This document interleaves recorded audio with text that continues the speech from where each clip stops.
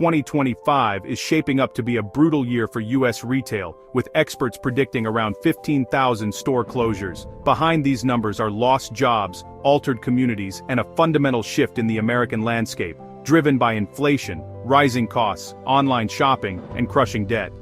In this video, we'll dive into the stories of 10 major retailers closing stores in 2025, exploring not just who is closing, but why, and what it means for the future of our communities.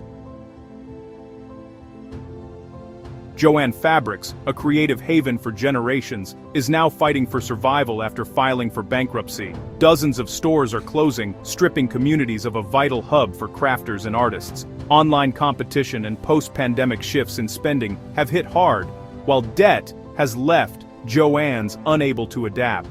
Employees, often passionate makers themselves, are losing more than jobs. They're losing a second home. These closures ripple through local economies, often leaving shopping centers emptier and communities less vibrant. As we chase digital convenience, we must ask, what are we willing to lose? The future of tangible creative spaces hangs in the balance.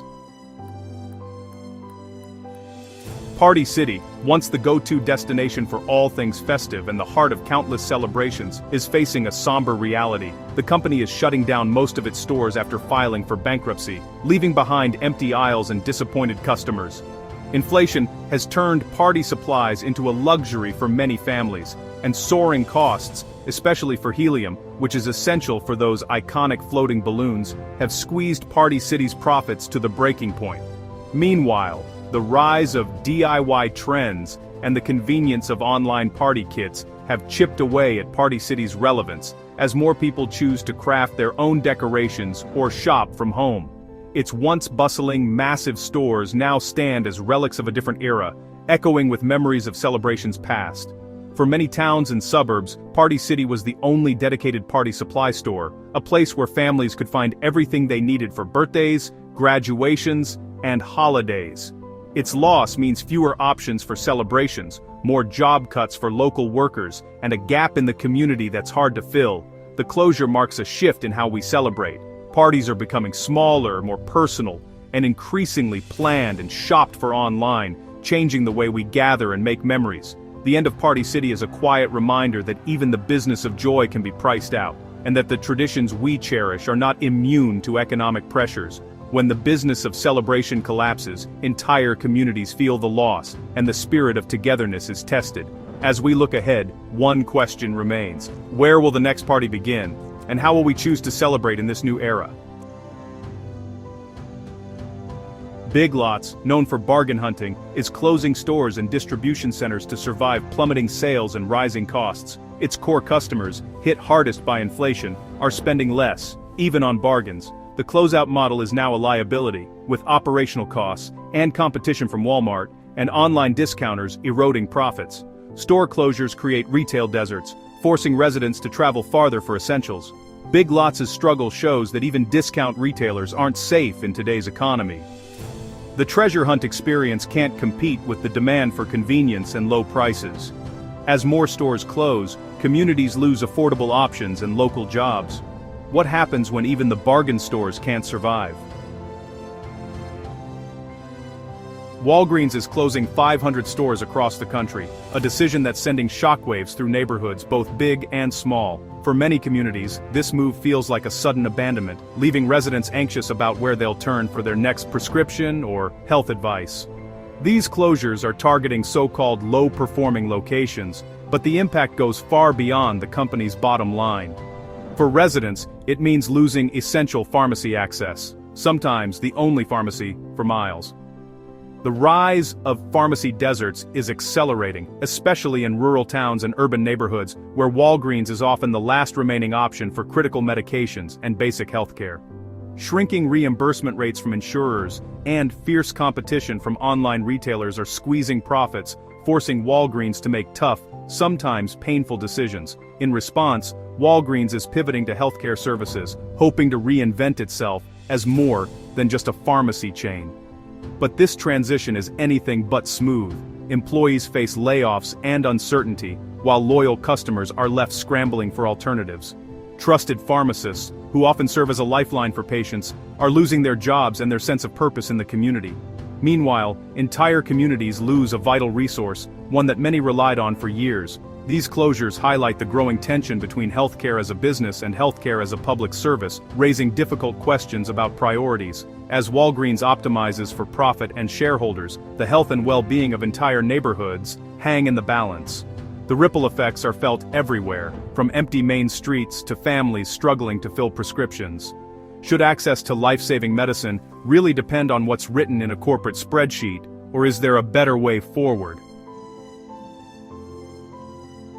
Macy's, once the heart of the American mall and a symbol of American retail ambition, stood as a gathering place for generations of shoppers and families. Now the company is closing 66 department stores in a dramatic bid to reinvent itself and survive in a rapidly changing retail landscape. These closures target underperforming locations, especially those in declining malls that have lost their luster and foot traffic over the years. Macy's is shifting its focus to luxury brands and online sales, hoping to attract a new generation of shoppers who value convenience and exclusivity. The traditional department store model, once a staple of American life, is fading fast, squeezed on one side by luxury retailers and, on the other, by discount chains that offer lower prices and greater convenience. Macy's exit often delivers a death blow to struggling malls, accelerating their decline and leaving behind empty shelves where communities once gathered. Employees, many with long careers and deep ties to their stores, are left behind as the company chases a wealthier customer base, facing uncertain futures and the loss of a familiar workplace. The closure of a Macy's is more than just an economic event. It's the end of an era for communities and retail culture, marking the loss of a shared space and a piece of local history. The American Mall, once a vibrant social hub where people met, shopped, and celebrated milestones, is vanishing alongside its anchors, leaving behind memories and empty corridors. As the retail landscape transforms, we're left to wonder, is there still a place for the classic department store in America's future, or is this truly the end of an era? Kohl's is closing 27 stores, not a mass exodus, but a strategic shift for a retailer long focused on growth. Even healthy retailers now trim underperforming locations to survive, ending the era of relentless expansion. Factors like changing demographics, online shopping, and competition from off-price chains drive these decisions. The Sephora partnership has helped, but not enough to save every store. Each closure means fewer options for families, lost jobs, and another blow to suburban shopping centers. The new retail reality is smaller, smarter, and more digital. No store's future is guaranteed, even for the strong. The cumulative effect of these cuts is reshaping our neighborhoods. Forever 21, once a fast fashion powerhouse, is liquidating all U.S. stores, a total collapse. The brand's rapid rise was fueled by cheap trends, but its massive stores and outdated digital presence became liabilities. Gen Z's shift towards sustainability and thrifting left Forever 21 behind. Failed turnarounds and mounting debt sealed its fate. The closure leaves a cultural and literal void in malls, ending an era for teen shoppers. It's a stark lesson in the unsustainable nature of fast fashion. The brand will live on online, but the mall experience it defined is gone. What's the true cost of cheap disposable fashion? Claire's, the iconic mall store for tweens and teens, is closing up to 700 stores amid deep financial trouble. Declining mall traffic and changing shopping habits have eroded its customer base. Today's youth shop online, and even ear-piercing faces competition from modern parlors. The store's nostalgic appeal couldn't overcome debt and a failure to evolve. Claire's closures mean the loss of a cultural touchstone for millions.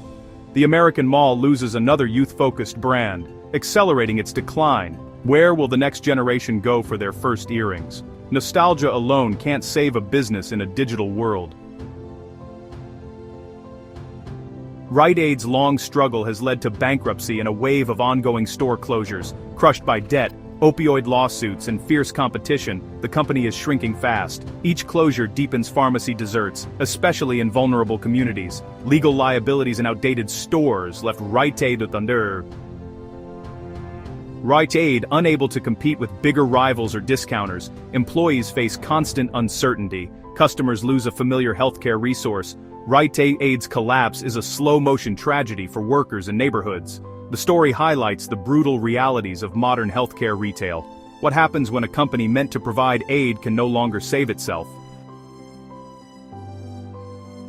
JCPenney, once a retail titan, is closing more stores in 2025, another step in a long decline.